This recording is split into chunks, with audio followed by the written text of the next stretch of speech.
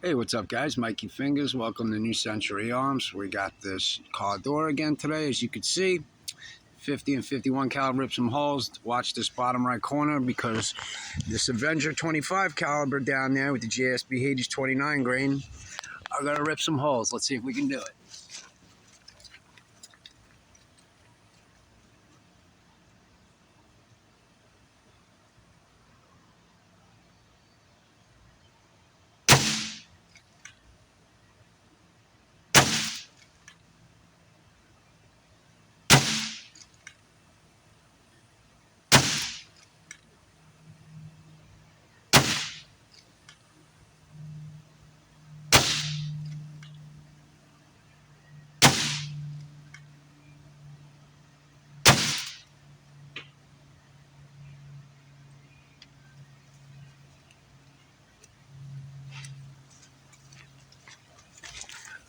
Well, as you can see, guys, some made it through, some didn't. Those are, I'm sorry, the NSA 29 grain hollow points. Hit that like and subscribe button, guys.